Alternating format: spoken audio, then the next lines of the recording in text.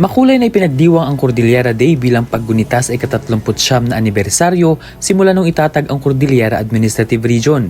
Isinagawa ito sa Benguet Sports Complex, Wangal sa La Trinidad ngayong Hulyo 15, 2026. Itinakda itong special non-working holiday ng Malacanang sa rehiyon kung saan binalikan ang mahahalagang pangyayaring nagbigay daan sa pagkakatatag ng rehiyon. Formal na nabuo ang Cordillera Administrative Region noong Hulyo 15, 1987 sa bisa ng Executive Order na 220 na nilagdaan ni Pangulong Corazon Aquino. Pinag-isa nito ang mga lalawigan ng Abra, Apayao, Benguet, Ifugao, Kalinga, Mountain Province at ang Chartered City ng Baguio bilang paghahanda sa inaasam na otonomiya ng rehiyon. Makalipas ang 39 na taon, nananatiling buhay ang adhikaing ito para sa mga susunod na henerasyon ng mga Cordilleran.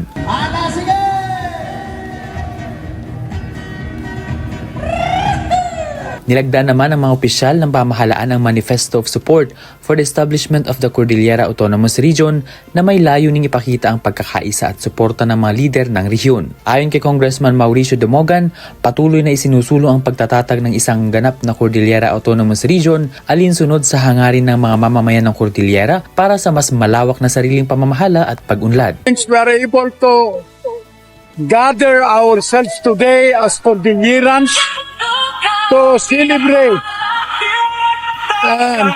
the 39th Foundation Day of our region. The team has expressed and captured our vision, our mission to achieve regional autonomy.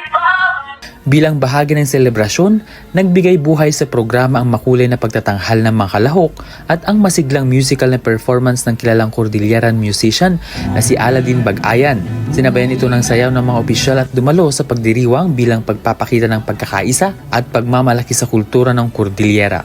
Venpong Sila para sa mata ng Agila Northern Luzon, matatag, matapang, matapat.